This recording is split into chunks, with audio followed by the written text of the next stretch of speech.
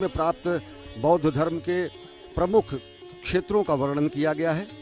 Professor आलोक Tiwari, ASI से संबद्ध ADG, इस समय प्रधानमंत्री नरेंद्र मोदी को गुजरात के विभिन्न स्थानों में उत्खनन में प्राप्त हुए मुद्रांक, मूर्तियां और साथ ही साथ हाथी दांत से बने हुए चिन्ह, स्तूप, छत्र और बुद्ध की मुद्रा का अवलोकन कर रहे हैं। Umbrella, seal and stamps, they have been depicted in this cage. That is, and now he is proceeding towards watching calligraphy. Calligraphy is, और इस समय विशिष्ट रूप से जो उत्खनन का कार्य yes, excavation 1953 में शुरू हुआ था पुरातत्व सर्वेक्षण विभाग द्वारा, और गुजरात के अलग अलग क्षेत्रों में, चाहे वो जूनागढ़ जिले का बाबा प्यारा गुफा, माई ग्याची गुफा, खापरा केडिया गुफा, इंटवा भिक्षु विहार, बोरिया स्तूप, भावनगर में किए गए उत्खनन, तलजा गुफा, घोघा, बालाजी गुफा, राजकोट जिले और कच्छ के सियोट, जंगलपारी और दौलतपाड़ के अन्य उत्खनन क्षेत्रों के जो बौद्ध चिन्ह और बौद्ध स्तूप से संबंधित क्षेत्र हैं, उनका अवलोकन कर रहे हैं। और सबसे बड़ी बात यह है कि वडनगर में जो प्रधानमंत्री नरेंद्र मोदी के मुख्यमंत्री के रूप में, गुजरात के मुख्यमंत्री के रूप में कार्यकाल के दौरान में वहां पर जो उत्खनन का कार्य 2012 तक हुआ, उससे संबंधित जो अवशेष हैं जो वडनगर में खास तौर से प्राप्त हुए हैं, उनका भी इस समय दृश्यावलोकन कर रहे हैं। उस समय भी उसका देख रहे हैं कि किस तरीके से पूरा समूचा गुजरात, यहाँ पूर्व में कुशीनगर से लेकर पश्चिम में कच्छ और गुजरात तक, समूचे तिब्बत से लेकर अंत में श्रीलंका तक, समूचे भारत भूमि को आपस में समेटे हुए बौद्ध संस्कृति किस तरीके से एक भौगोलिक संस्कृति के साथ साथ सामाजिक संस्कृति का स्वरूप लेती है, इसका अवलोकन कर रहे हैं प्रधानमंत्री Narendra Modi. These structures include excavated structures which had been constructed earlier and they have been found after excavation, and some of them are rock cuts structures, and they have also been depicted here, they have also been exhibited here, and the Prime Minister is taking keen interest in watching these things, and he is being briefed by Mr. Alok Tiwari from ASI, Archaeological Survey of India.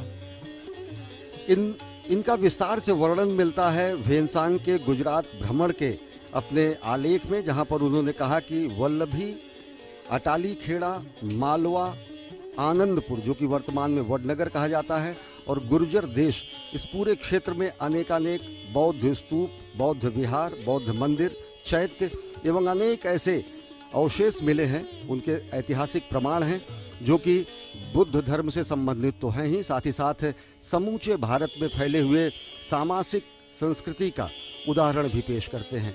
अब प्रधानमंत्री नरेंद्र मोदी धीरे धीरे पहुंच रहे हैं महापरिनिर्वाण मंदिर की तरफ। Reaching Parinirvan temple where Lord Buddha's reclining statue is there, and now he is about to reach Parinirvan temple. सबसे बड़ी बात यह है कि भारत की संस्कृति, सनातन संस्कृति, और भारत अनेक धर्मों के उद्गम का स्थल रहा, शांतिपूर्ण सहअस्तित्व का अनुपम उदाहरण रहा, और इसको बेहद खूबसूरत तरीका की गुफाओं में बने वृत्त चित्रों को बेहद खूबसूरती से उकारा गया है अलग अलग तरीके से। और पहली जिस मुद्रा का जिक्र यहाँ पर है वो ये है कि जब भगवान बुद्ध तथागत के रूप में पहली बार पत्नी और पुत्र राहुल के पास पहुँचते हैं। दूसरी मुद्रा ये है कि जब वो धर्म चक्र प्रवर्तन करते हैं, प्रथम उपदेश देते हैं मृगदावपत्तन सारनाथ में, और साथ ही साथ भगवान बुद्ध की अनेकानेक ऐसी मुद्राएं जहाँ पर उड़ती अप्सरा और एक आंख वाले मॉन्क, बौद्ध भिक्षु, और साथ ही साथ वज्रपाणी और पद्मपाणी स्वरूप, जो कि भगवान बुद्ध के वैराग्य धारण करने से पहले के रूप में, राजकुमार के रूप में अब जो उनका स्वरूप था, इन सब का प्रदर्शन किया जा रहा है। और सबसे बड़ी बात यह है कि किस तरीके से इस समूचे आर्यावर्त से निकलकर बौद्ध धर्म का प्रचार प्रसार समूचे दक्षिण एशिया और मध्य एशिया तक हुआ, उसका भी यहाँ पर एक शानदार अवलोकन कर रहे हैं प्रधानमंत्री Narendra Modi. The Prime Minister is taking keen interest in the murals, Ajanta murals, made by M.R. Pimpre, and he is inquiring about what is it about, And there are three sections of this exhibition. One, Ajanta murals, and second is calligraphy. And calligraphy is done by Sikkim resident Jamyang Dorji Chakrashar, and he has done it in Bhoti language, mantras of Bhoti language. इस समय प्रधानमंत्री नरेंद्र मोदी जी अवलोकन कर रहे हैं प्रदर्शनी के उस क्षेत्र का जहां पर वडनगर और गुजरात से संबंधित बौद्ध विहारों, चैत्य विहारों, स्तूपों और उत्खनन में प्राप्त बौद्ध धर्म के प्रमुख क्षेत्रों का वर्णन किया गया है। प्रोफेसर आलोक तिवारी, एएसआई से संबद्ध एडीजी, इस समय प्रधानमंत्री नरेंद्र मोदी को गुजरात के विभिन्न स्थानों में उत्खनन में प्राप्त हुए मुद्रांक, मूर्तियां और साथ ही साथ हाथी दांत से बने हुए चिन्ह, स्तूप, छत्र और बुद्ध की मुद्रा का अवलोकन कर रहे हैं। Umbrella, seal and stamps, they have been depicted in this cage. That is, and now he is proceeding towards watching calligraphy. Calligraphy is, और इस समय विशिष्ट रूप से जो उत्खनन का कार्य yes, excavation 1953 में शुरू हुआ था पुरातत्व सर्वेक्षण विभाग द्वारा, और गुजरात के अलग अलग क्षेत्रों में, चाहे वो जूनागढ़ जिले का बाबा प्यारा गुफा, माई ग्याची गुफा, खापरा केडिया गुफा, इंटवा भिक्षु विहार, बोरिया स्तूप, भावनगर में किए गए उत्खनन, तलजा गुफा, घोघा, बालाजी गुफा, राजकोट जिले और कच्छ के सियोट, जंगलपारी और दौलतपाड़ के अन्य उत्खनन क्षेत्रों के जो बौद्ध चिन्ह और बौद्ध स्तूप से संबंधित क्षेत्र हैं उनका अवलोकन कर रहे हैं। और सबसे बड़ी बात यह है कि वडनगर में जो प्रधानमंत्री नरेंद्र मोदी के मुख्यमंत्री के रूप में, गुजरात के मुख्यमंत्री के रूप में कार्यकाल के दौरान में वहां पर जो उत्खनन का कार्य 2012 तक हुआ, उससे संबंधित जो अवशेष हैं जो वडनगर में खास तौर से प्राप्त हुए हैं उनका भी इस समय दृश्यावलोकन कर रहे हैं। उस समय भी उसका देख रहे हैं कि किस तरीके से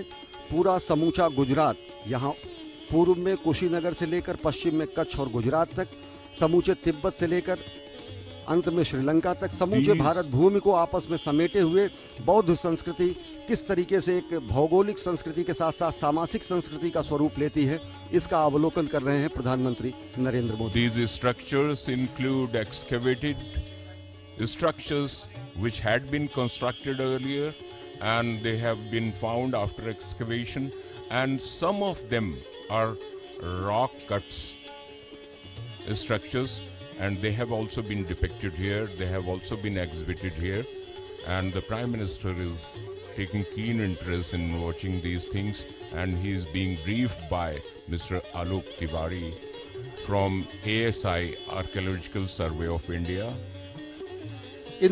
इनका विस्तार से वर्णन मिलता है वेनसांग के गुजरात भ्रमण के अपने आलेख में, जहां पर उन्होंने कहा कि वल्लभी, अटाली खेड़ा, मालवा, आनंदपुर जो कि वर्तमान में वडनगर कहा जाता है, और गुर्जर देश, इस पूरे क्षेत्र में अनेकानेक बौद्ध स्तूप, बौद्ध विहार, बौद्ध मंदिर, चैत्य एवं अनेक ऐसे अवशेष मिले हैं, उनके ऐतिहासिक प्रमाण हैं जो कि बुद्ध धर्म से संबंधित तो हैं ही, साथ ही साथ समूचे भारत में फैले हुए सामाजिक संस्कृति का उदाहरण भी पेश करते हैं।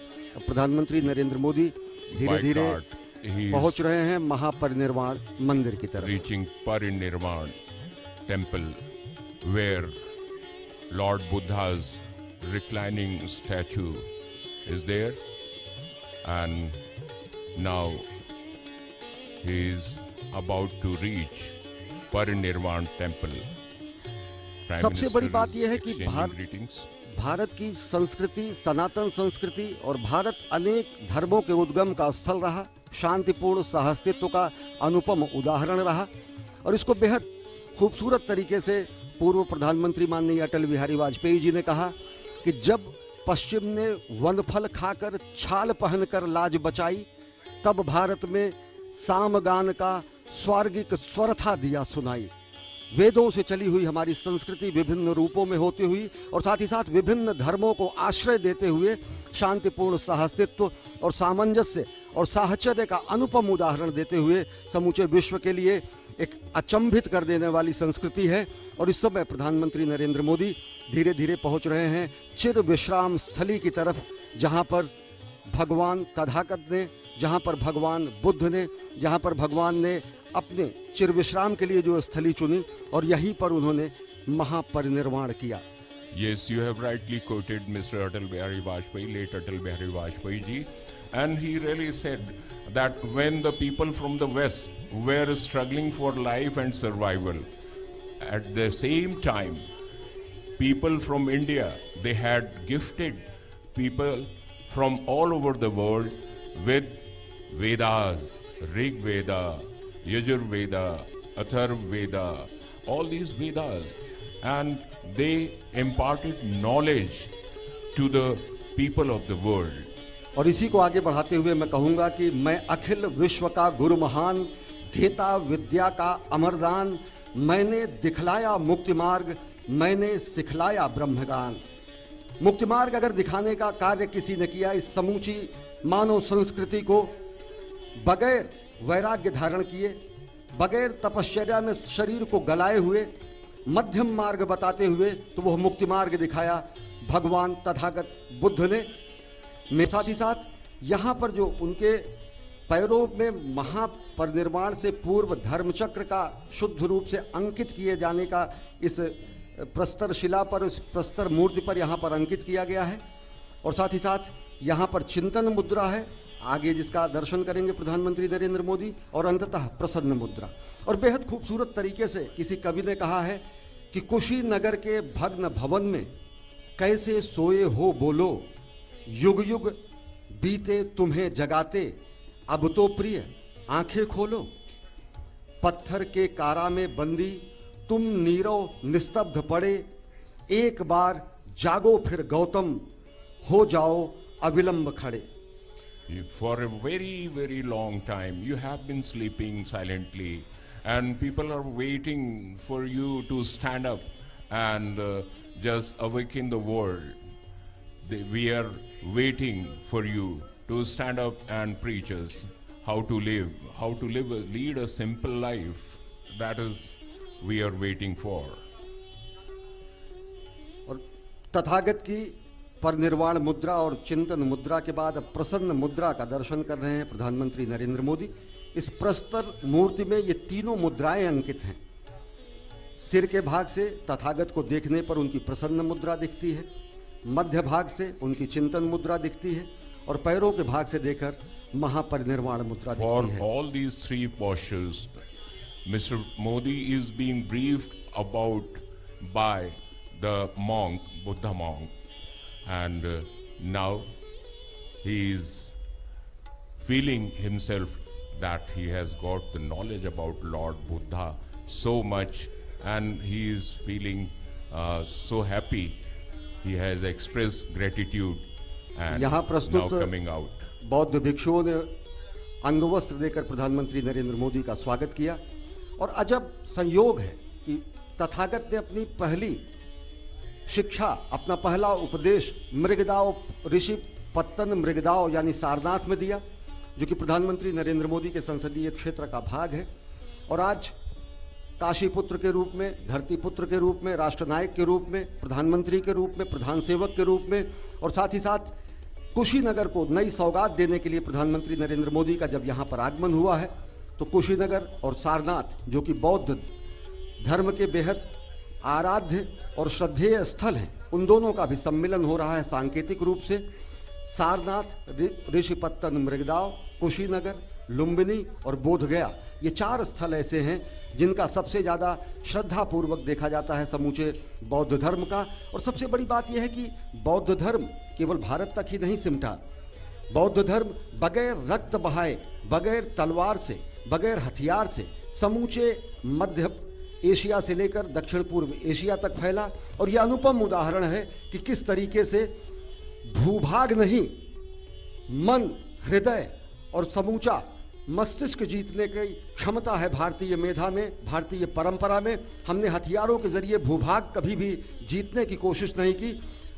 शत लोगों के हृदयों को जीतने का हमने निश्चय किया, और यह प्रमाण है कि अब कोटि कोटि रूपों में अनेकों देशों में, चाहे बर्मा, म्यांमार, कंबोडिया, कंपूचिया, जावा, सुमात्रा, इंडोनेशिया, सिंगापुर, मलेशिया, चीन, ताइवान, अनेक ऐसे देश हैं जहां पर बौद्ध धर्म के असंख्य अनुयायी हैं और जिनके आराध्य की स्थली, अंतिम चिर विश्राम स्थली के रूप में आने की लालसा होती है, कुशीनगर पहुंचने की, और जो कि भारत से समूचे भारत को जोड़ता है दक्षिण पूर्व एशिया से, और भारत की उस गौरवशाली जगत गुरु परंपरा को भी विश्व के सामने स्थापित करता है, तब जबकि हम पूरी दुनिया को शांति का, ममत्व का, समत्व का, विश्व बंधुत्व का संदेश देते हैं।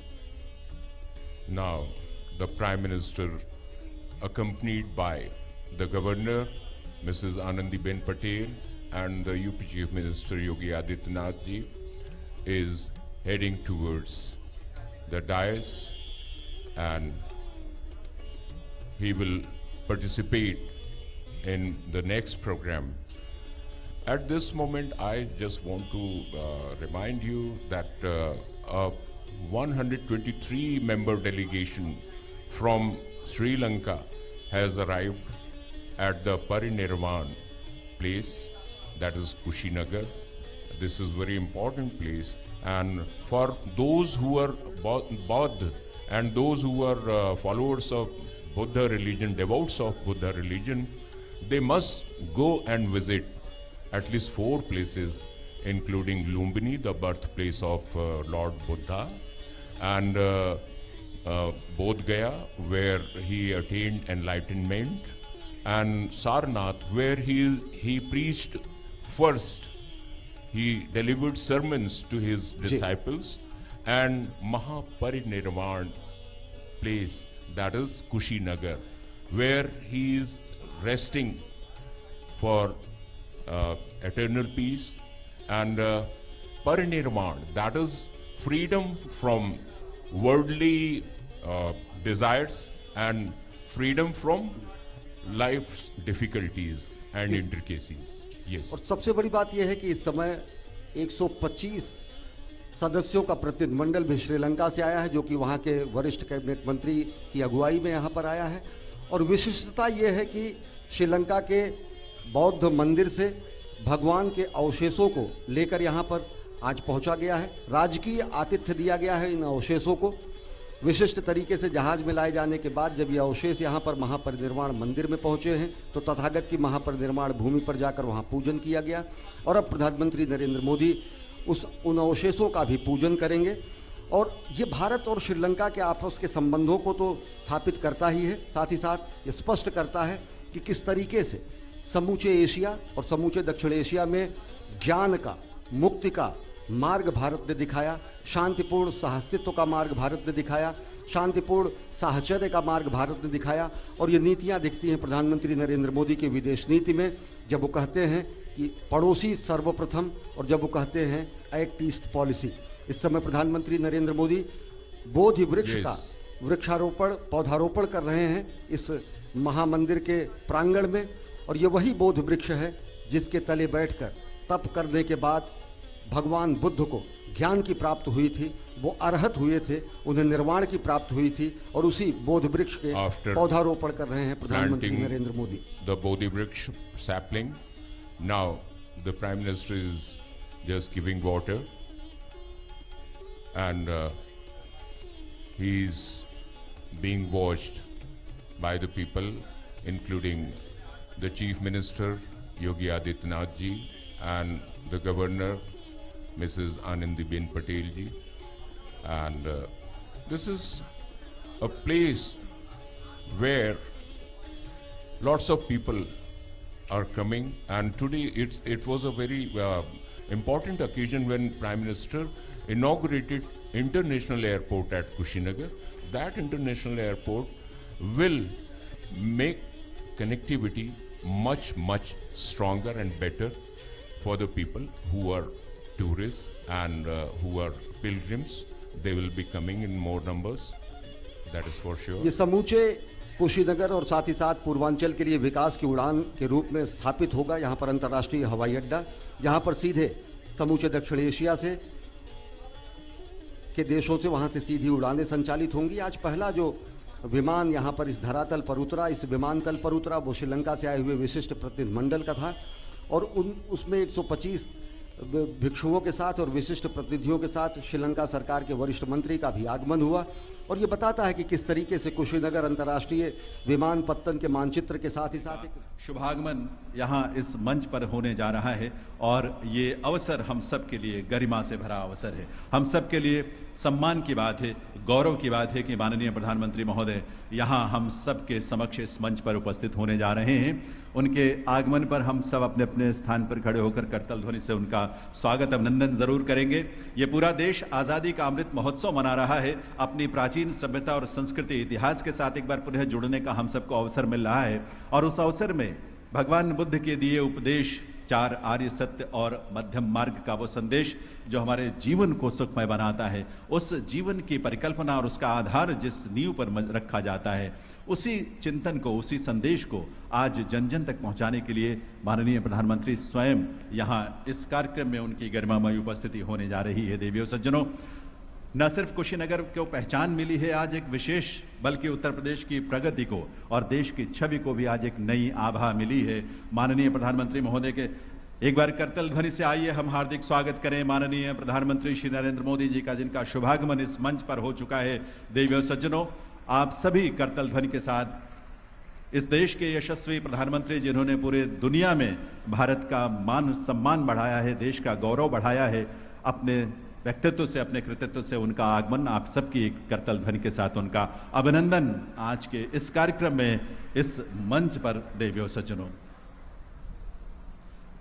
और इस अवसर पर प्रधानमंत्री महोदय अपने कर कमलों से अर्चना से आज के इस कार्यक्रम का शुभारंभ करेंगे।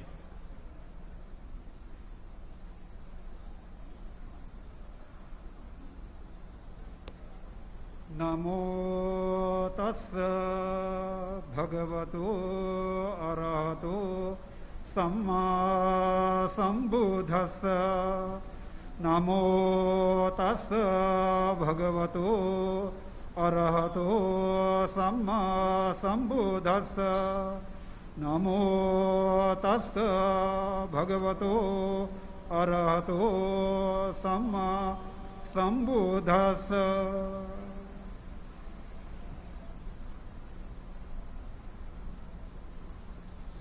सबका जीवन सुखमय हो, सबका कल्याण हो, मानव जीवन खुशहाली के मार्ग पर आगे बढ़े, यही कामना और यही प्रार्थना माननीय प्रधानमंत्री महोदय ने की है।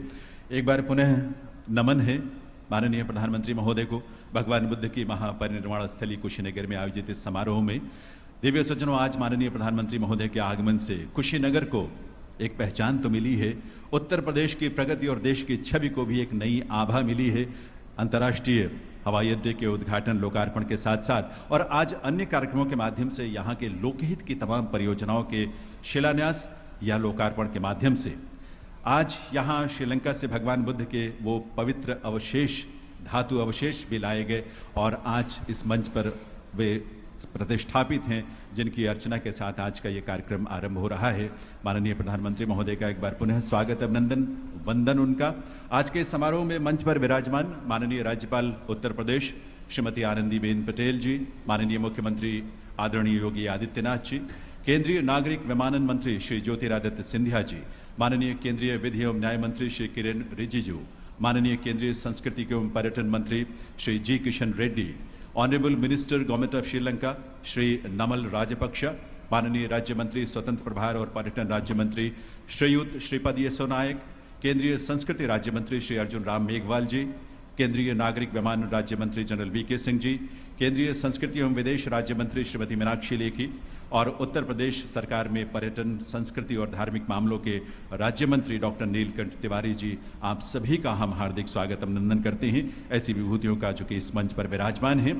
आज के इस कार्यक्रम में अब समय है जब माननीय प्रधानमंत्री महोदय अपने करकमलों से यहां मंच पर उपस्थित श्रीलंका से पधारे और देश के वरिष्ठ बौद्ध भिक्षुओं को चीवर दान करके अपनी श्रद्धा की अभिव्यक्ति करेंगे। माननीय प्रधानमंत्री महोदय से निवेदन है चीवर दान के लिए।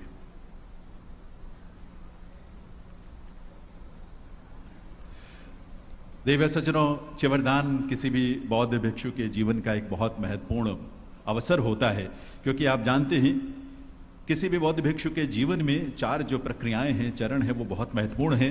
उसमें उपोषित यानी उपवास रखने की जो प्रक्रिया है, साधना के उनका एक स्वरूप है, और महीने में 2 बार उपवास रखना प्रत्येक बौद्ध भिक्षु के लिए और बौद्ध अनुयायी के लिए आवश्यक होता है। और इसीलिए उपोषित जो है वो पहला चरण है। दूसरा वर्षावास, क्योंकि वर्षा के ऋतु में, वर्षा के काल में 3 महीने तक ये व्यवस्था है, ये जो प्रणाली है उसमें वर्षा ऋतु में 3 महीने तक एक ही स्थान पर वास करना और उस एक स्थान पर रहते हुए धर्म का चिंतन करना, अध्ययन करना और इस रूप में अपने आप को भविष्य के लिए नई एक ऊंचाई पर, नए चरण तक लेकर जाने की प्रक्रिया उस काल में वर्षावास में होती है, जब अलग अलग स्थलों पर भ्रमण नहीं किया जाता। बहुत सारे कारण हैं, व्यवहारिक कारण भी हैं, उसके आप जानते ही हैं। और वर्षा ऋतु के समापन के बाद यानी वर्षावास के बाद प्रवारण का समय होता है और उसके बाद जो महत्वपूर्ण चरण होता है वो चिवरदान का होता है, क्योंकि चिवरदान वर्ष में एक बार श्रद्धालु जो बौद्ध भिक्षुओं के प्रति श्रद्धा भाव रखते हैं वे किसी विशेष अवसर की प्रतीक्षा करते हैं। और आज का अभिधम्म दिवस का अवसर तो बहुत ही विशेष है, तो ऐसे विशेष अवसर पर श्रद्धालु बौद्ध भिक्षुओं को बहुत ही श्रद्धा भाव से चिवर दान करते हैं, अपनी श्रद्धा की अभिव्यक्ति और उनके प्रति सम्मान की अभिव्यक्ति करते हैं। और आप स्वयं देख रहे हैं कि किस आस्था और किस श्रद्धा के भाव से माननीय प्रधानमंत्री महोदय यहां मंच पर विराजमान सबसे पहले श्रीलंका से पधारे जो हमारे वरिष्ठ बौद्ध भिक्षु हैं उनको चिरव दान कर रहे हैं और चिवर दान के साथ उनका अभिनंदन भी कर रहे हैं और उनके प्रति अपने श्रद्धा भाव की अभिव्यक्ति कर रहे हैं। भारत और श्रीलंका के संबंध इतने प्रगाढ़ घनिष्ठ हैं जो भौगोलिक सीमाओं से बाहर निकलकर हमारे सांस्कृतिक, धार्मिक और ऐतिहासिक स्वरूपों में एक प्रगाढ़ स्वरूप हम सबके सामने रखते हैं। और इसी रूप में अब श्रीलंका के बौद्ध भिक्षुओं का सम्मान करने के बाद, चिवरदान के बाद माननीय प्रधानमंत्री महोदय भारत के और अन्य जो बौद्ध भिक्षु, वरिष्ठ बौद्ध भिक्षु यहां उपस्थित हैं, उनका इस समय वे चिवरदान करके उनका अभिनंदन कर रहे हैं। श्रद्धा भाव की अभिव्यक्ति है, क्योंकि ऐसे बौद्ध भिक्षु जिन्होंने अपना जीवन मानव कल्याण के लिए समर्पित किया है, अपनी साधना से, अपने चिंतन से, अपने अध्ययन से और अपने व्यक्तित्व और कृतित्व से समाज का मार्गदर्शन किया है, समाज की खुशहाली के लिए हम सबको प्रेरणा दी है, ऐसे बौद्ध भिक्षुओं का सम्मान और उनके प्रति श्रद्धा की अभिव्यक्ति तो हम सबका दायित्व है। और इसी दायित्व की जो दायित्व का निर्वहन करने में माननीय प्रधानमंत्री, भारत देश के गौरवशाली यशस्वी प्रधानमंत्री श्री नरेंद्र मोदी हम सबका प्रतिनिधित्व कर रहे हैं, इस देश का नेतृत्व कर रहे हैं और अपनी श्रद्धा की अभिव्यक्ति करते हुए पूरे देश के 130 करोड़ लोगों की श्रद्धा की अभिव्यक्ति इस माध्यम से, इस चिवरदान के माध्यम से हो रही है। ये देश विदेश से पधारे हमारे वरिष्ठ जो भी बौद्ध भिक्षु हैं, जिन्होंने अपने जीवन से, अपनी साधना से, अपने चिंतन से हजारों वर्ष पुरानी बौद्ध परंपरा को, बौद्ध धर्म को, बौद्ध चिंतन को, बौद्ध दर्शन को, जिसमें सबके लिए दया है, सबके लिए करुणा है, सेवा है, प्रेम है, ऐसा भाव जो भौगोलिक सीमाओं से परे इंसान को मानव से जोड़ता है, उसी भाव की अभिव्यक्ति इस रूप में भी होती है। और ऐसे बौद्ध भिक्षुओं का, बौद्ध अनुयायियों का, ऐसे वरिष्ठ बौद्ध संतों का सम्मान श्रद्धा भाव से माननीय प्रधानमंत्री महोदय स्वयं इस मंच पर उनके निकट जाकर, उनके पास जाकर कर रहे हैं। कुशीनगर की ये पावन स्थली अपने आप में भगवान बुद्ध के जीवन के अंतिम पड़ाव पर जब उन्होंने यहां पहुंचकर अपना अंतिम संदेश दिया था और उस संदेश के बाद उन्होंने महान परिनिर्वाण को प्राप्त किया। नश्वर शरीर की एक सीमाएं हो सकती हैं, लेकिन उनका चिंतन, उनका धर्म, उनके उपदेश हम सबके लिए मार्गदर्शन करते हैं। बहुत बहुत आभार माननीय प्रधानमंत्री महोदय का देवियों सज्जनों। भारत की पहचान हम सब जानते हैं कि हमारी सांस्कृतिक धरोहरों और परंपराओं से है।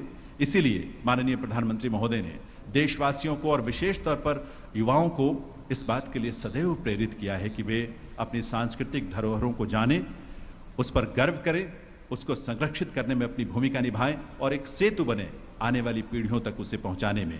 माननीय प्रधानमंत्री महोदय की प्रेरणा से ही केंद्रीय संस्कृति मंत्रालय ने इस दिशा में अथक प्रयास किए हैं। मूर्त और अमूर्त दोनों ही तरह की सांस्कृतिक धरोहरों को संरक्षित करने के लिए, संजोने के लिए हर संभव प्रयास किया है और इस पूरे प्रयास में केंद्रीय पर्यटन मंत्रालय की और अन्य मंत्रालयों की बहुत महत्वपूर्ण भूमिका और उनका योगदान है। आज इस अवसर पर माननीय केंद्रीय संस्कृति और पर्यटन मंत्री श्री जी किशन रेड्डी जी मंचासीन हैं। मैं उनसे निवेदन करूंगा माननीय संस्कृति और पर्यटन मंत्री महोदय से कि वे इस अवसर पर अपने स्वागत संबोधन के लिए पधारें।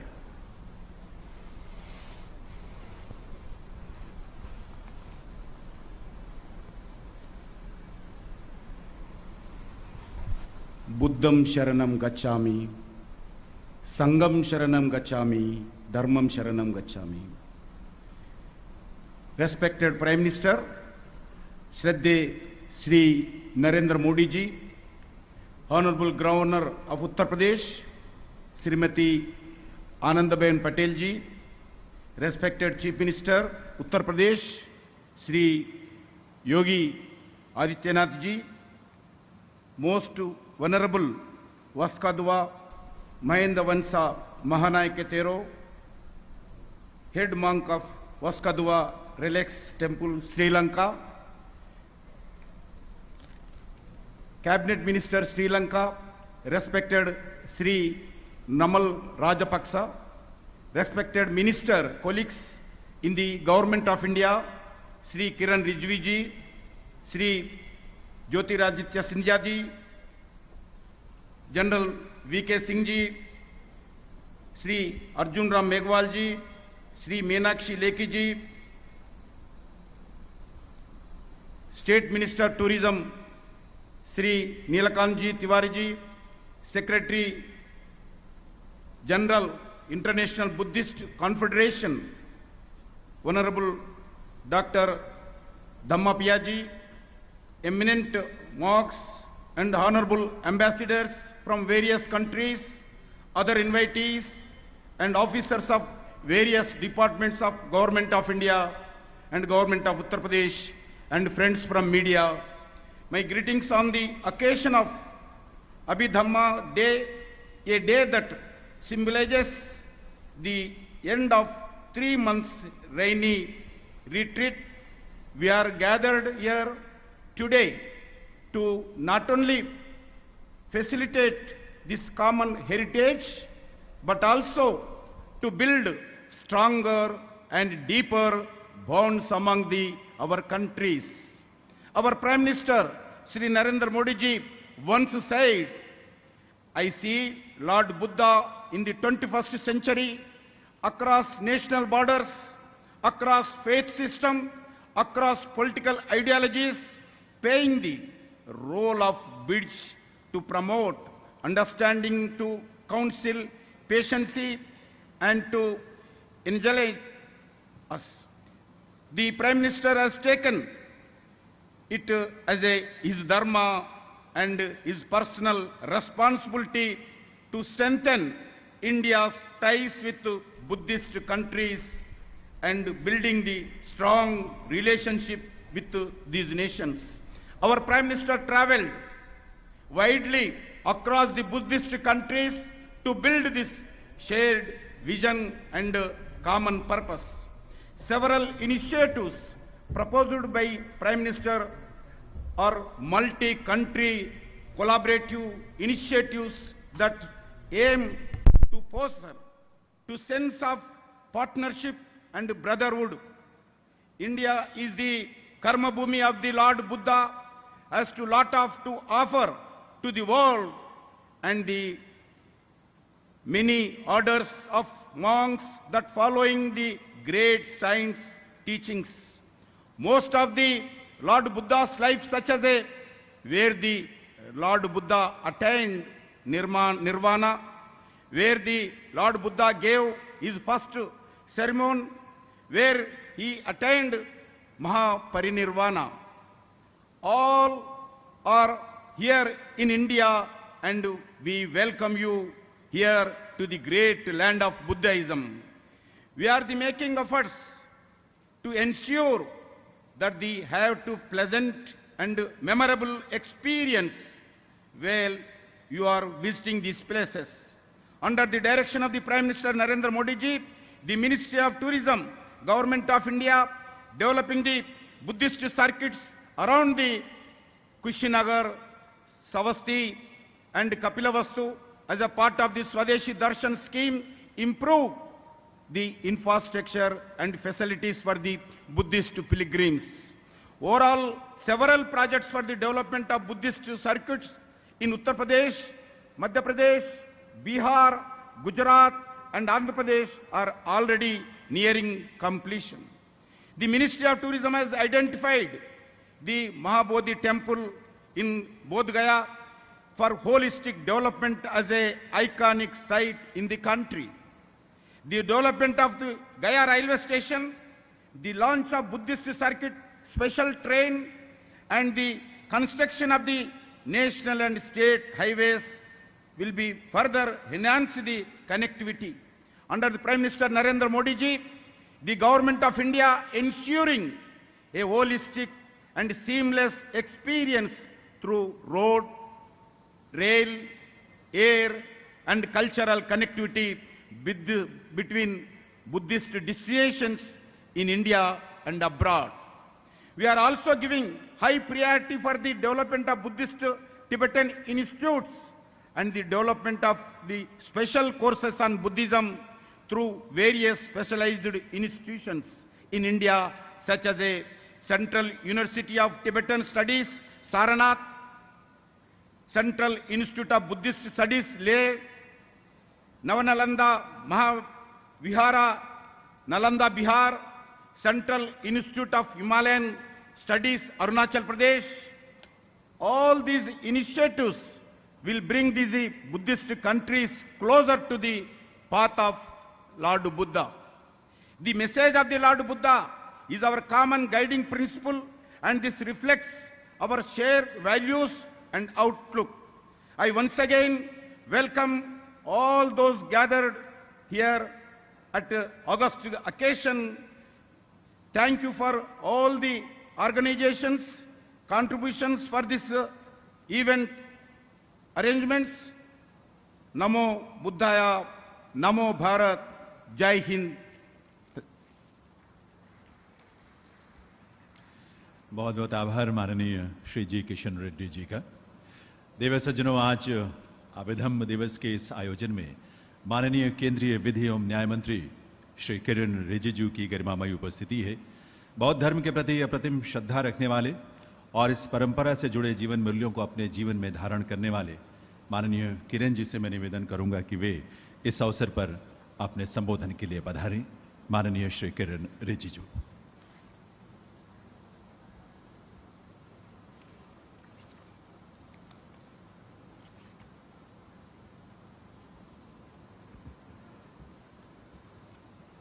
भारत के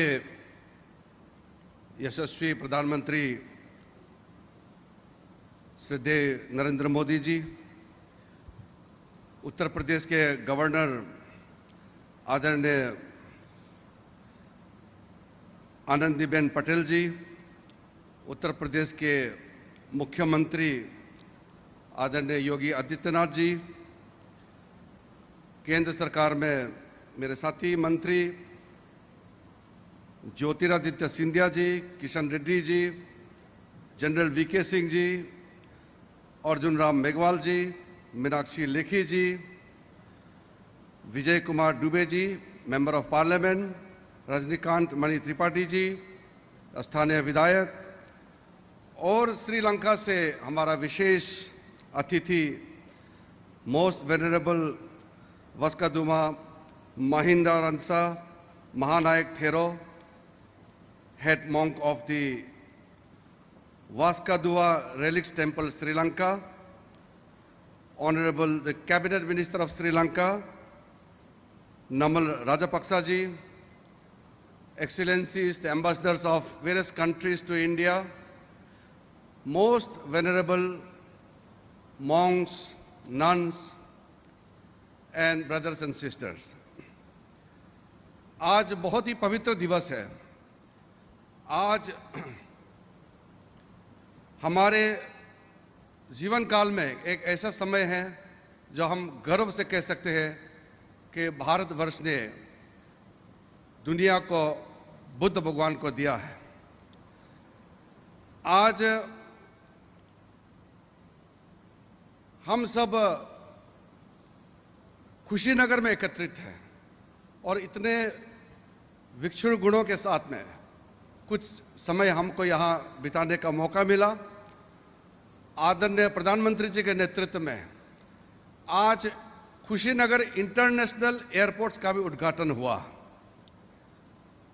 हम कई सालों से सोचते थे कि मैं सिर्फ एक बौद्ध होने के नाते ही नहीं एक भारतीय होने के नाते हमेशा ये सोचते थे, जिस बुद्ध भगवान को दुनिया को दिया है इस पवित्र धरती में, इस कुशीनगर में अंतर्राष्ट्रीय स्तर का एयरपोर्ट कब मिलेगा, और वो सपना आज पूरा हुआ है। आज का दिन अभिधम्म का दिवस तो है ही, और आज ही का दिन भगवान बुद्ध का तुषिता से प्रवचन देकर के धरती पे संकिसा में लौटने का भी दिन आज ही है। आज के दिन भगवान महर्षि वाल्मीकि जी का भी जन्म दिवस है। हर दृष्टि से ये बहुत ही महत्वपूर्ण दिवस है। दुनिया में सिर्फ बौद्ध ही नहीं, कई लोग इस जगह में आना चाहते हैं, और मैं कई दुनिया में जब भी गए, और खास करके एक बौद्ध को या एक बौद्ध भिक्षु या भिक्षुणियों को जब मिलता हूं, तब यह सुनने को मिलता है कि उसके जीवन काल में सबसे बड़ा इच्छा वो है भारत में एक बार जरूर आने का। और जिस धरती में बुद्ध भगवान चले हैं, जहां बुद्ध भगवान ने अपना संबोधि प्राप्त किया है, जहां महापरिनिर्वाण प्राप्त किया है, उस स्थान में जीवन काल में कम से कम एक बार आने का हर एक बौद्ध का इच्छा होते हैं। उस इच्छा को पूरा करने के लिए मैं समझता हूं कि भारतवर्ष का एक दायित्व है, हर भारतीय की जिम्मेदारी है कि दुनिया के लोग जब इस पवन धरती में आना चाहते हैं, उसको आने का सुविधा प्रदान करना, यह हमारा देश का एक कर्तव्य है। और मैं आज गर्व के साथ कह सकता हूं, आदरणीय प्रधानमंत्री जी अपने सोच विचार के साथ भारत का कर्तव्य को पूरा करने का काम किया है, और कुशीनगर में इंटरनेशनल एयरपोर्ट बनाया है। और आज के दिन जब हमारे देश में कई देशों के राजदूतों का यहां आगमन हो रहे हैं, श्रीलंका से बड़े प्रतिनिधिमंडल 12 सदस्य दल के सहित 123 प्रतिनिधियों वाला जो बड़ा मंडल इस पवित्र स्थल पे आया है, तो यह साबित होता है कि बुद्ध धर्म ने हम सबको एक सूत्र में बांध के रखा है।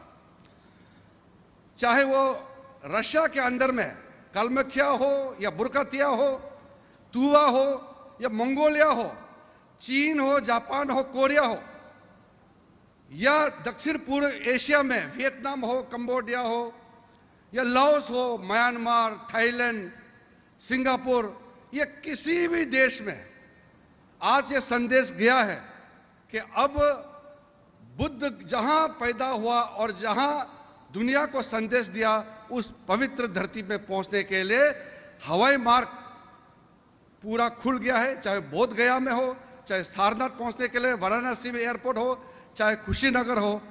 अब यहां से कुशीनगर से लुम्बिनी भी 1.5 घंटे का रास्ता है। अब पूरे के पूरे रेल कनेक्टिविटी, रोड कनेक्टिविटी के साथ आज हवाई कनेक्टिविटी हो गया है। मैं मेरे ओर से आदरणीय प्रधानमंत्री जी को धन्यवाद देते हुए पूरे उत्तर प्रदेश के और खास करके कुशीनगर के आसपास जितने भी यहां बसे हुए हैं, आप सबको मैं बधाई देना चाहता हूं कि ये बरसों का सपना आज साकार हुआ है, पूरा हुआ है। और मुझे भी इस पवित्र दिवस पर, इस खुशी के अवसर पर आपके बीच में आने का और कुछ पल बुद्ध भगवान का दर्शन करने का मौका मिला है।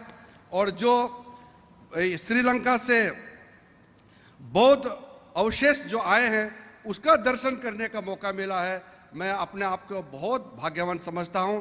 आप सबको आज के इस पवित्र दिवस पर साथ में मैं बुद्ध भगवान को प्रार्थना करना चाहता हूं कि हम सभी को आशीर्वाद दे, हमारा जिंदगी में खुशहाली आए और इस धरती में शांति बनाए रखे। इसी चंद शब्दों के साथ आप सबको बहुत बहुत धन्यवाद। जय हिंद।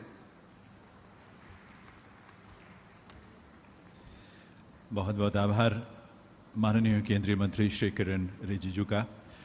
दिव्य सज्जनों, हम सब जानते हैं कि भारत और श्रीलंका के संबंध कितने प्राचीन और कितने घनिष्ठ रहे हैं और हैं, क्योंकि 3री सदी ईसा पूर्व में महान सम्राट अशोक की सुपुत्री संघमित्रा जब बोध गया से बोधि वृक्ष का एक अंश लेकर श्रीलंका की धरती पर पहुंची थी, और उसके बाद जिस तरह से बौद्ध धर्म वहां फला फूला, मानवता के कल्याण के लिए जिस तरह से उसने मार्ग प्रशस्त किया, वो दोनों देशों के बीच धार्मिक और सांस्कृतिक संबंधों की प्रगाढ़ता का एक और मजबूत आधार बना।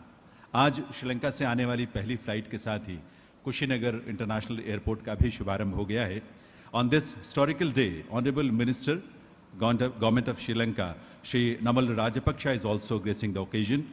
I will request Honorable Minister Sir, Mr. Rajapaksa for his address.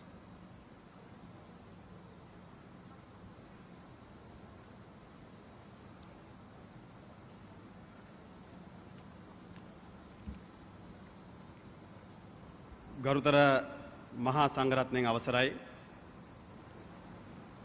His Excellency the Prime Minister of India, Sri Narendra Modi, the Governor, His Excellency the Chief Minister, Union Ministers, Excellencies, distinguished guests, Ayubowan, Vanakkam, Namaste. It gives me a great pleasure and honor, Your Excellency, to be on the inaugural international flight to Kushinagar International Airport along with Mahasangha on this auspicious day of Vappoya, where we believe, Kushinagar, where we believe Mahaparinirvana of Lord Buddha took place. I recall it was Honorable Sri Narendra Modi, the Prime Minister of India, suggested to Prime Minister of Sri Lanka on a virtual bilateral summit that was held September 2020 that 100 members from the Buddhist clergy must join for the inaugural flight to Kushinagar, operated by Sri Lankan Airlines. Your Excellency, it's an honor we will cherish for years to come. Later today, our delegation, led by Venerable Mahasangha, will be visiting Varanasi, where many Sri Lankan Buddhist pilgrims visit annually. Incidentally, it happened to be the constituency of His Excellency, the Prime Minister Narendra Modi. Dear friends, Excellencies, the greatest gift that Sri Lanka has ever got from India is Buddhism. Ever since it arrived, the relationship between people to people in our countries have been growing strength to strength. Mahinda Rajapaksa, the Prime Minister of Sri Lanka, commissioned the translation of Bhagavad Gita into all languages that has been spoken, that we speak in Sri Lanka.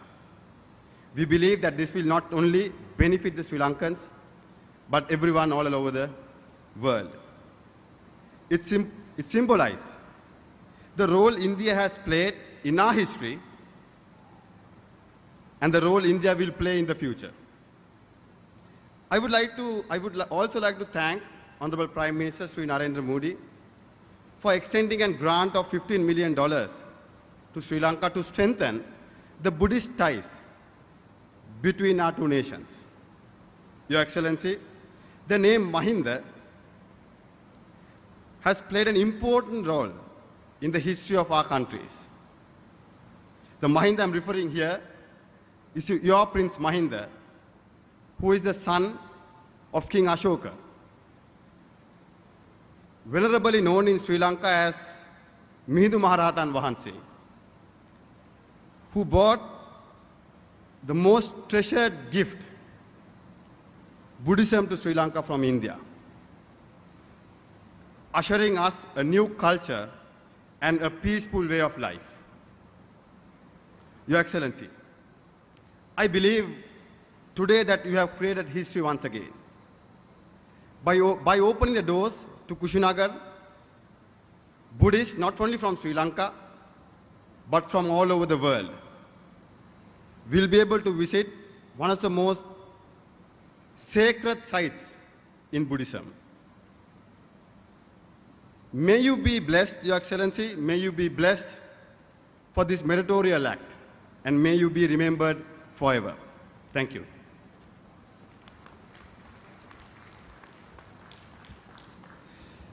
Thank you very much, sir.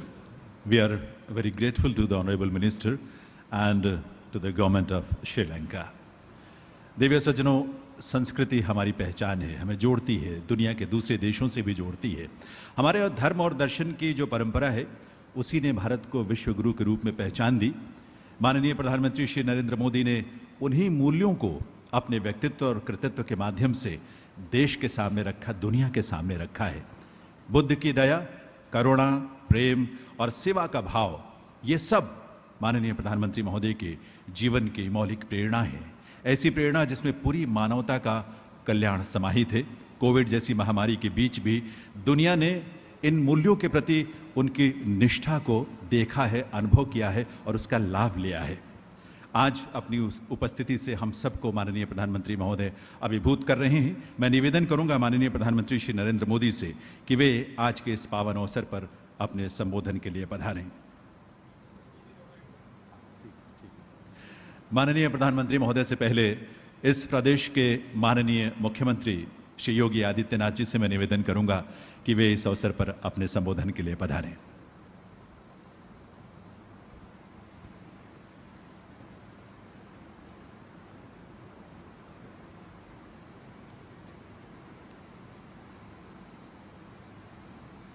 आदरणीय प्रधानमंत्री जी, प्रदेश की माननीय राज्यपाल श्रीमती आनंदीबेन पटेल जी, केंद्रीय मंत्रीगण माननीय श्री ज्योतिरादित्य सिंधिया जी, माननीय श्री किरेन रिजिजू जी, general VK Singh जी, श्री अर्जुन राम मेघवाल जी, श्रीमती मीनाक्षी लेखी जी, श्रीलंका से यहां पर पधारे माननीय मंत्री श्री राजपक्षे जी, आज के इस कार्यक्रम में विशेष रूप से पधारे श्रीलंका से इस उच्च स्तरीय प्रतिनिधिमंडल का नेतृत्व कर रहे पूज्य भिक्षुगण, सभी माननीय राजदूतगण, श्रीलंका और भारत के भी कोने कोने से उपस्थित सभी उपस्थित पूज्य संत और भिक्षुगण,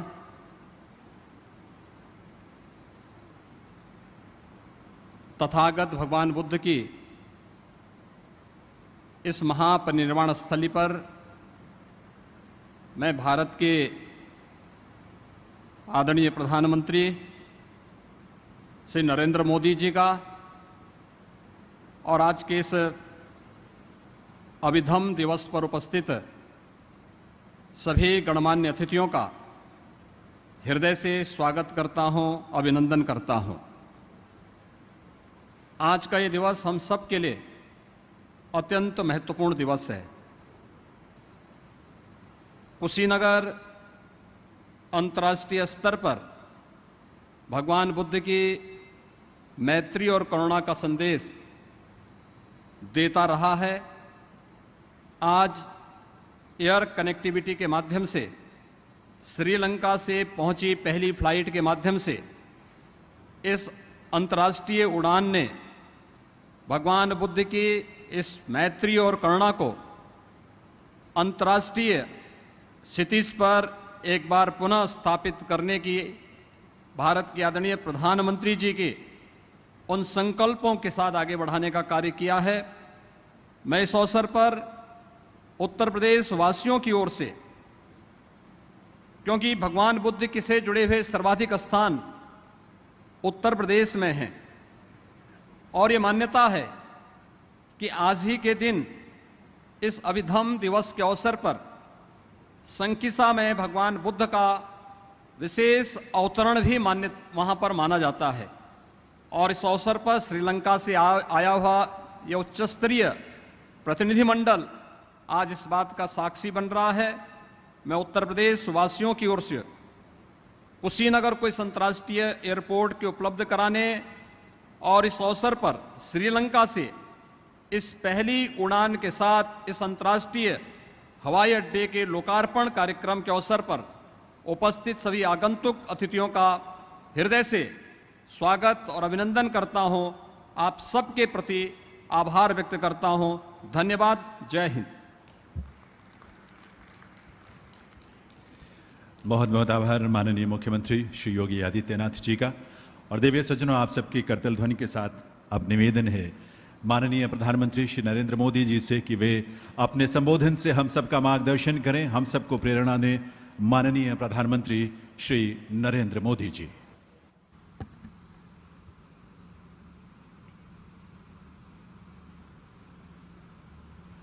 नमो बुद्धाय।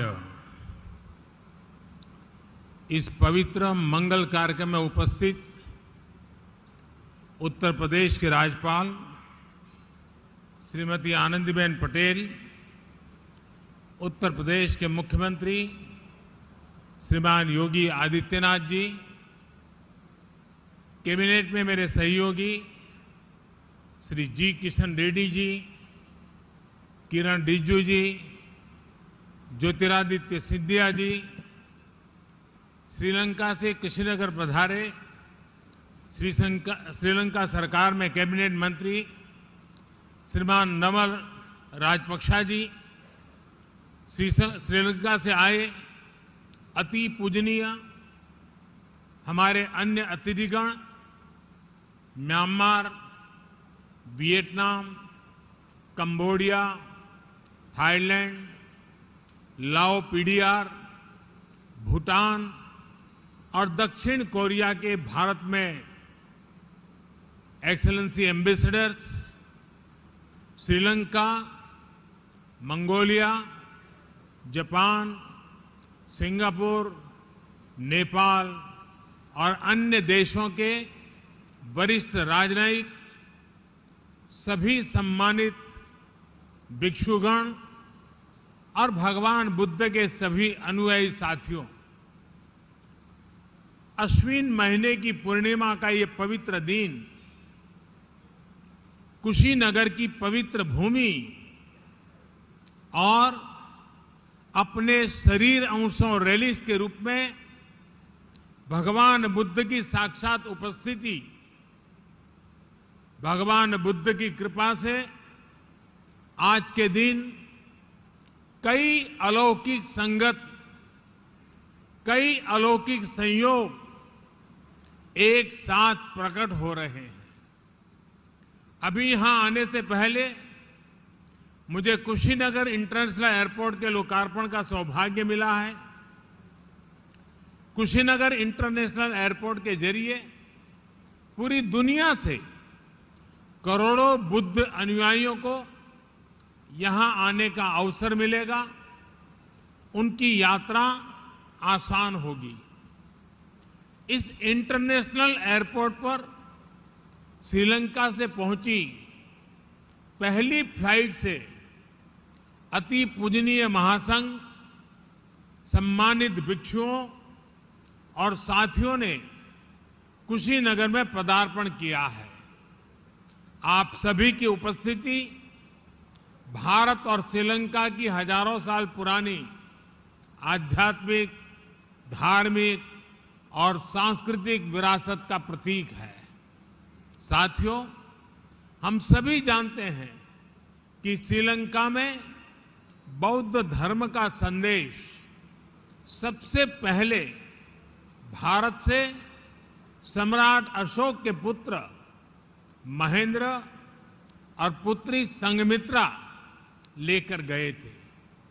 माना जाता है कि आज के ही दिन अरहत महिंदा ने वापस आकर अपने पिता को बताया था कि श्रीलंका ने बुद्ध का संदेश कितनी ऊर्जा से अंगीकार किया है। इस समाचार ने ये विश्वास बढ़ाया था कि बुद्ध का संदेश पूरे विश्व के लिए है, बुद्ध का धम्म मानवता के लिए है। इसलिए आज का ये दिन हम सभी देशों के सदियों पुराने सांस्कृतिक संबंधों को नई ऊर्जा देने का भी दिन है। मैं आप सभी को बधाई देता हूं कि आप आज भगवान बुद्ध के महापरिनिर्वाण स्थल पर उनके सामने उपस्थित हैं। मैं श्रीलंका और दूसरे सभी देशों से आए हमारे सम्मानित अतिथिगणों का भी हार्दिक स्वागत करता हूं। हमारे जो अति पूजनीय महासंघ हमें आशीर्वाद देने के लिए उपस्थित हैं, उन्हें भी मैं आदरपूर्वक नमन करता हूं। आपने हम सबको भगवान बुद्ध के अवशेष स्वरूप रेलिक्स का दर्शन का सौभाग्य दिया है। यहां कुशीनगर के इस कार्यक्रम के बाद आप मेरे संसदीय क्षेत्र वाराणसी भी जा रहे हैं। आपकी पवित्र चरण रज वहां भी पड़ेगी, वहां भी सौभाग्य लेकर आएगी। साथियों, मैं आज इंटरनेशनल बुद्धिस्ट कॉन्फेडरेशन के सभी सदस्यों को भी बधाई देता हूं। आप जिस तरह आधुनिक विश्व में भगवान बुद्ध के संदेश को विस्तार दे रहे हैं, वह वाकई बहुत सराहनीय है। आज इस अवसर पर मैं अपने पुराने सहयोगी श्री शक्ति सिन्हा जी को भी याद कर रहा हूं। इंटरनेशनल बुद्धिस्ट कॉन्फेडरेशन के डीजी इसके तौर पर कार्य कर रहे शक्ति सिन्हा जी का कुछ दिन पहले ही स्वर्गवास हुआ है। भगवान बुद्ध में उनकी आस्था, उनका समर्पण हम सब के लिए एक प्रेरणा है। साथियों, आप सभी जानते हैं आज एक और महत्वपूर्ण अवसर है, भगवान बुद्ध के त्रुषिता से वापस धरती पर आने का। इसलिए आश्विन पूर्णिमा को आज हमारे भिक्षुगण अपने 3 महीने का वर्षावास भी पूरा करते हैं।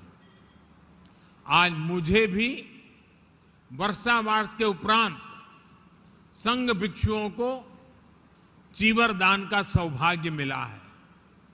भगवान बुद्ध का ये बोध अद्भुत है, जिसने ऐसी परंपराओं को जन्म दिया।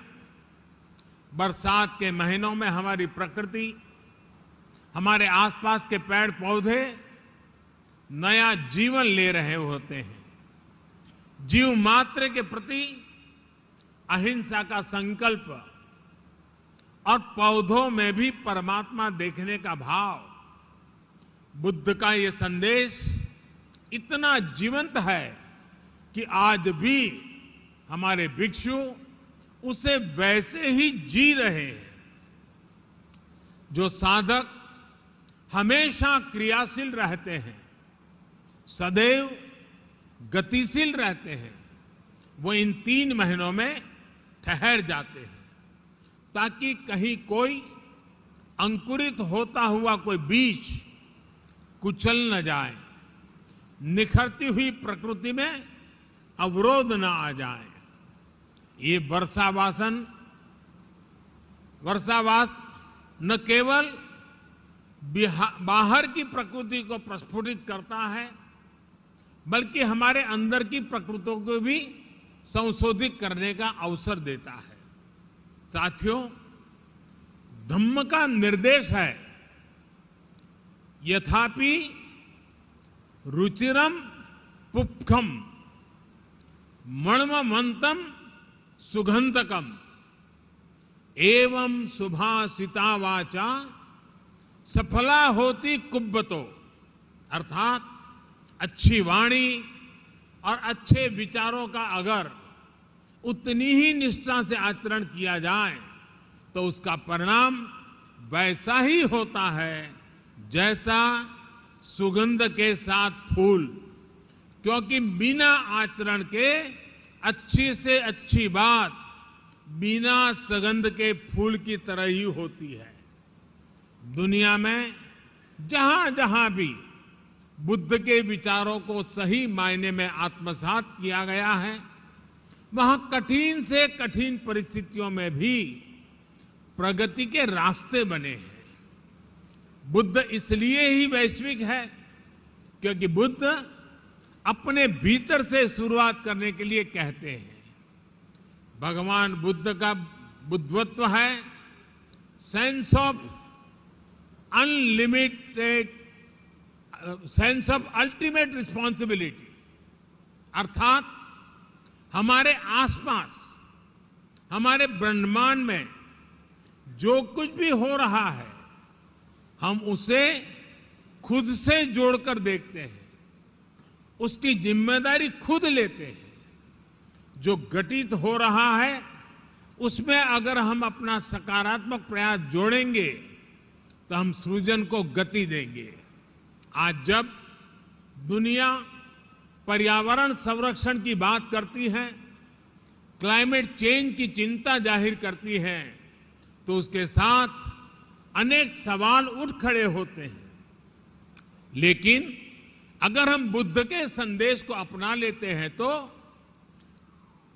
किसको करना है, इसकी जगह क्या करना है, इसका मार्ग अपने आप दिखने लगता है। साथियों, हजारों साल पहले भगवान बुद्ध जब इस धरती पर थे तो आज जैसी व्यवस्थाएं नहीं थी, लेकिन फिर भी बुद्ध विश्व के करोड़ों करोड़ लोगों तक पहुंच गए, उनके अंतर्मन से जुड़ गए। मैंने अलग अलग देशों में बौद्ध धर्म से जुड़े मंदिरों, विहारों में ये साक्षात अनुभव किया है। मैंने देखा है कैंडी से क्योटो तक, हेनोई से हम्बनटोटा तक भगवान बुद्ध अपने विचारों के जरिए मठों, अवशेषों और संस्कृति के जरिए हर जगह है। ये मेरा सौभाग्य है कि मैं कैंडी में श्री डलाडा महिला गोवा वहां दर्शन करने पहुंचा था। सिंगापुर में उनके दंत अवशेष के मैंने दर्शन किए और क्योटो में किनकाकुजी जाने का अवसर भी मुझे मिला। इसी तरह साउथ ईस्ट कंट्रीज के भिक्षुओं का आशीर्वाद भी मुझे मिलता रहा है। अलग अलग देश, अलग अलग परिवेश, लेकिन मानवता की आत्मा में बसे बुद्ध सबको जोड़ रहे हैं। भारत ने भगवान बुद्ध की इस सीख को अपने विकास यात्रा का हिस्सा बनाया है, उसे अंगीकार किया है। हमने ज्ञान को, महान संदेशों को, महान आत्माओं के विचारों को बांधने में कभी भरोसा नहीं किया है। उसको बांध के रखना ये हमारी सोच नहीं है। हमने जो कुछ भी हमारा था उसे मानवता के लिए मम भाव से अर्पित किया है। इसलिए अहिंसा, दया, करुणा ऐसे मानवीय मूल्य आज भी उतनी ही सहजता से भारत के अंतर्मन में रचे बसे हैं। इसलिए बुद्ध आज भी भारत के संविधान की प्रेरणा है। बुद्ध का धम्म चक्र भारत के तिरंगे पर विराजमान होकर हमें गति दे रहा है। आज भी भारत की संसद में कोई जाता है तो इस मंत्र पर नजर जरूर पड़ती है, धर्म चक्र प्रवर्तनाय। साथियों, आमतौर पर ये भी धारणा रहती है कि बौद्ध धर्म का प्रभाव भारत में मुख्य रूप से पूरब में ही ज्यादा रहा, लेकिन इतिहास को बारीकी से देखें तो हम पाते हैं कि बुद्ध ने जितना पूरब को प्रभावित किया है उतना ही पश्चिम और दक्षिण पर भी उनका प्रभाव है। गुजरात का वडनगर, जो मेरा जन्म स्थान भी है, वो अतीत में बौद्ध धर्म से जुड़ा एक महत्वपूर्ण स्थान रहा है। अभी तक हम ह्वेनसांग के उद्धरणों के जरिए ही इस इतिहास को जानते थे, लेकिन अब तो वड़नगर में पुरातात्विक मठ और स्तूप भी एक्सकेवेशन में मिल चुके हैं। गुजरात का ये अतीत इस बात का प्रमाण है कि बुद्ध दिशाओं और सीमाओं से परे थे। गुजरात की धरती पर जन्मे महात्मा गांधी तो बुद्ध के सत्य और अहिंसा के संदेशों के आधुनिक संवाहक रहे हैं। साथियों, आज भारत अपनी आजादी का अमृत महोत्सव मना रहा है। इस अमृत महोत्सव में हम अपने भविष्य के लिए, मानवता के भविष्य के लिए संकल्प ले रहे हैं। हमारे इन अमृत संकल्पों के केंद्र में भगवान बुद्ध का वो संदेश है जो कहता है, अपमादो अमत पदम, पमादो मच्चुनो पदम, अपमत्ता न मियंती, ये पमता यथा मता। यानी प्रमाद न करना अमृत पद है और प्रमाद ही मृत्यु है। इसलिए आज भारत नई ऊर्जा के साथ आगे बढ़ रहा है, पूरे विश्व को साथ लेकर आगे चल रहा है। भगवान बुद्ध ने कहा था, अपदीपो भव, यानी अपने दीपक स्वयं बनो। जब व्यक्ति स्वयं प्रकाशित होता है तभी वह संस्कार को भी प्रकाश देता है। यही भारत के लिए आत्मनिर्भर बनने की प्रेरणा है। यही वो प्रेरणा है जो हमें दुनिया के हर देश के प्रगति में सहभागी बनाने की ताकत देती है। अपने इसी विचार को आज भारत सबका साथ, सबका विकास, सबका विश्वास और सबका प्रयास के मंत्र के साथ आगे बढ़ रहा है। मुझे पूरा विश्वास है कि भगवान बुद्ध के इन विचारों पर चलते हुए हम